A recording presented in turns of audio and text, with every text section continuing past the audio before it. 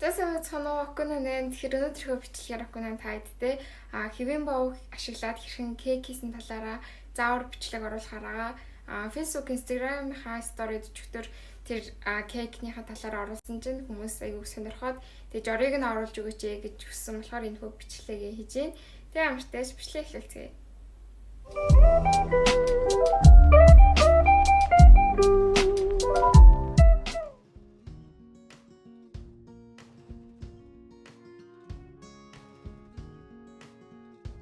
За хамгийн ихэнд хэвэн боовоо жижигээр хэрчиж нунтаглахад бэлэн болгоно.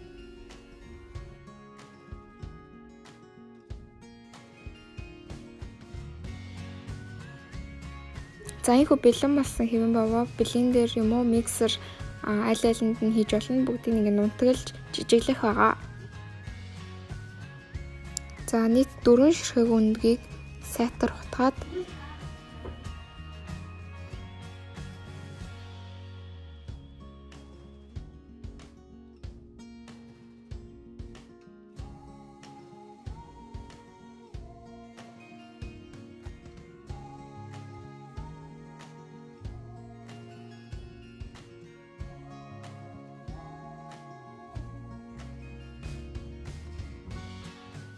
зайдар утгасан өндгөн дээрээ 1 ут ванилийн сахар хийж нэмж утгана.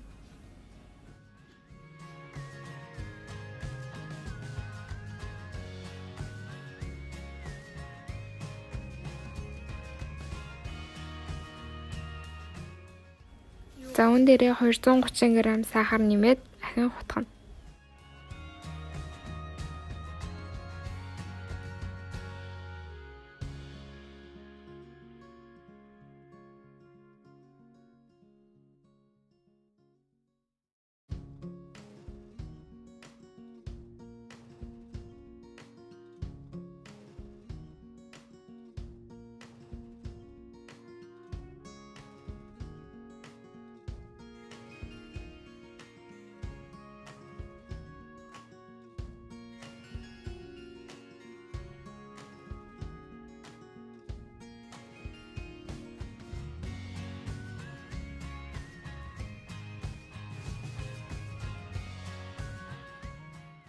Нэг чимэх давс нэмээд ахин хутгана.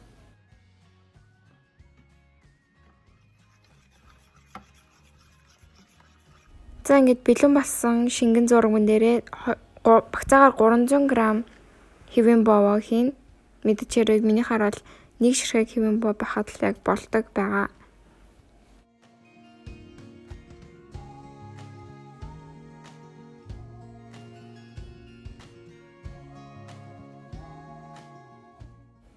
За какаоны хувьд мэдээж хэрэг хуурай нунтаг какао байх хэрэгтэй. Үүнээсээ 40 г-ыг хийгээд сайтар утгана.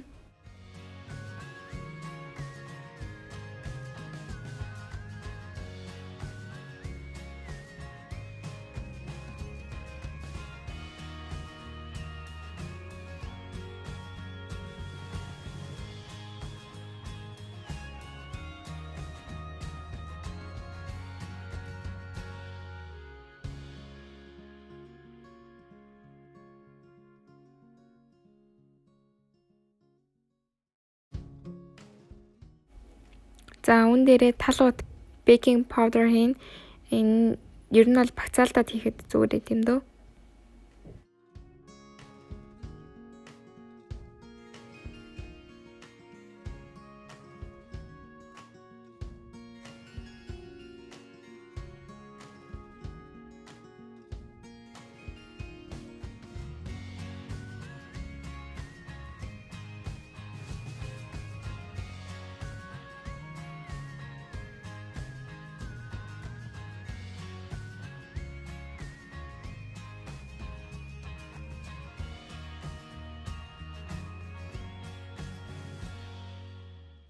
За ингэ нэлээд аргуу харагдаж байгаад тэгээ тэрэн дээрээ 100 г сүү нэмээд тэр нь бол зураг маань бүхэлдээ бэлэн болно гэсэн үг.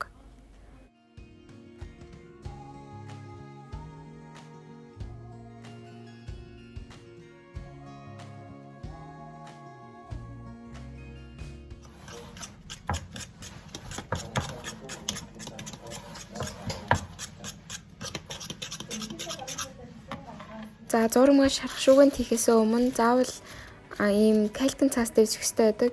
Яагаад гэвэл наалтхаас сэргийлж байгаа зүйл байгаа. Заавал дэвсэх хэрэгтэй шүү.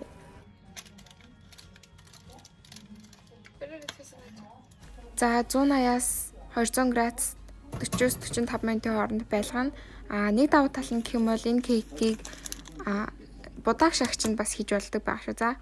За энэ хоорондоор нь болохоор дээгүүр нь чимэглэх шоколадаа хайлуулахар шийдсэн байгаа. Тэгээ шоколадаа хайлуулахын тулд шоколадаа хийж агаад ус игээд тэгээд бас токоонда хажууд нь жоохон байлгаад тэгээ хайлаад ирэхээр нь хутгаад л болоо.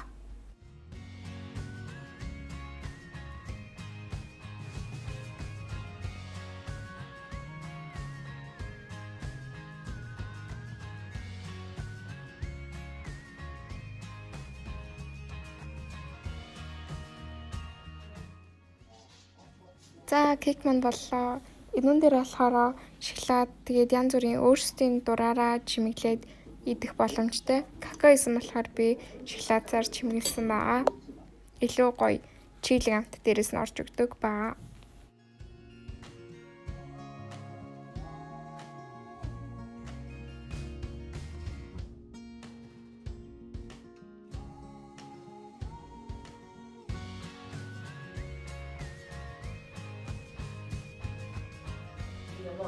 За ийм боллоо.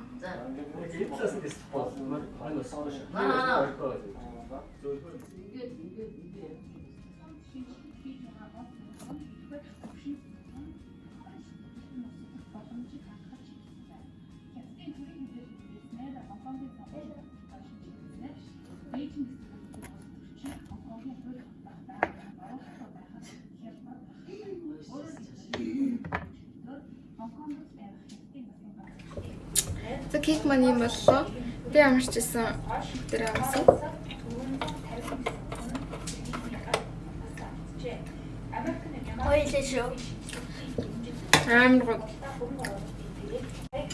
За тэгээд бичлэгээ дуустал назан та бүхэндээ үнэхээр баярлалаа.